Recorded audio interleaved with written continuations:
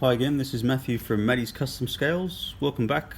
Third part of building a weathered car. What I'm going to show you is, again, very basic techniques on how to add some dents to your panels. So if you recall in part number 2, where I left you was we'd created some texture on the corners for some rust. And then as you can see, what we're going to try and do now, you can see some markings that I've made in some pen, is we're going to add some dents. This is a panel which I've already applied some dents to. A little bit hard to see without it being painted.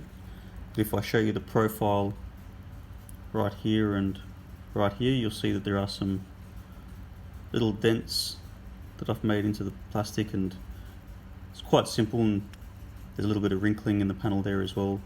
We'll see it a lot more once it's painted, and there's some texture and depth. You can see on that side profile slightly that there's some indentations there, and really the technique we're going to use is just by melting the plastic a little bit and making some impressions, and I'll just walk you through the way I do it just to see what that entails. So really what you want to try and make sure you don't do is heat one area up too quickly and distort the whole panel. So while a little bit of distortion is okay because it is a weathered vehicle, you don't want it too much. So I've got two types of shapes that I'm going to make on this panel. One, so I've marked the necks of where I want to make a dent in both places. One's got a circle, so I want to try and make a round shaped dent like what I've done on the other quad panel. And then this C shape is where I want to try and make a longer shaped marking, as though the car's been sideswiped. And what I'll try and use is a pencil sharpener. That bottom edge is around about a similar shape, and so I'll just use that to make the impression once it's warm. So here's what I'll try and do, and I'll try and keep my hands out the way just so you can see it. So we're going to do this dent first, and I'm going to heat it up, try and be as concentrated as I can in that area, and I'm going to try and not make the whole thing too hot and distort altogether. A little bit of trial and error. So I've not made it hot enough, so I'll add a little bit more heat into it.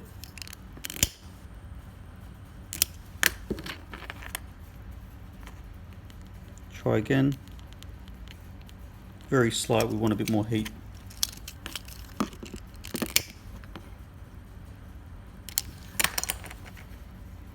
There we go.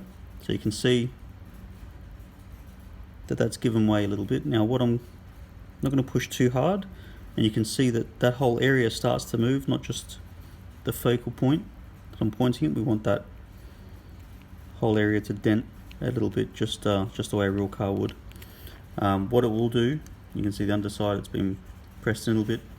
What it will do is, as you press it in, it will start to flatten back out a little bit. So you don't want to hold it there, because sometimes these points can make a very pointy dent which looks a little bit less realistic, but then as it's starting to rise up, you just give it a few little taps just to keep it down. Okay, so we'll let that one cool down a little bit. So you can see from the side profile that where that dent is. Yeah, and as we sand that away before paint, get rid of that texture, etc. The other part I'll do is, just before we heat this part up, is, as I mentioned, we're going to convert this into an Australian car, so we don't want the Ranchero insignia, and all I'm going to do is shave with my fingers out the way, not too much pressure, just shave away the insignia there. Nice sharp knife, nice controlled movements, don't get too aggressive because that's when you slip and take fingers off. Ask me how I know. And then what I'll do is, a little bit later on, I'll do it a little bit further, but I'll just sand the remainder of that down so that we don't get a slight raised section after we go to paint. Okay, so you can see most of that insignia is now gone. You can still see a little bit, and I'll go ahead and sort that out later on. Well, you don't need to see all of it on the video. Okay, so what I'll try and do now is this C-shaped marking. as though it's been sideswiped. I'm just going to use the flame at a slightly different angle now, a little bit lengthwise, up and down, try and get that soft spot, and then using the corner of the sharpener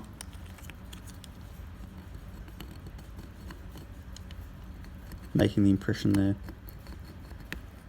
Okay, so if you were to see it with paint, you'll probably see a little bit further, a little bit deeper, but basically you can see from that top profile how it's now starting to go in. Now what you won't be able to see too well on the video, but I can see in person, is on this right hand side, because of the direction that I was flattening, that looks nice and even, and on this left hand side it's a little bit sharper. So what I'll do is I'll probably get a little bit of a file, knock that edge down slightly, not too much, and get it looking as though it's a shopping trolley dent or something, or a car dent, whatever it is. Right. Obviously before paint, you want to get rid of all that texture mark so there's no inconsistencies in the paint that starts to peel up, etc. And I'll go and sand that later on once there's time. You don't have to watch that. Okay, you can see that first dent on the inside, that impression's been made, and so these are our dented panels. And then what I'll do is on the tailgates, I'll add a vertical dent on this door. I'll also add another C-shaped dent. I'll drill out the door lock to look like it's been picked, and maybe stick a little piece of piano wire or small paper clip through as though someone's using it to open the door latch. On the hood, not going to make any dents, but I'm going to cut off one of the badges. I might put some very, very small holes if I can get the right drill bit, so it looks like the badge has fallen off or been taken.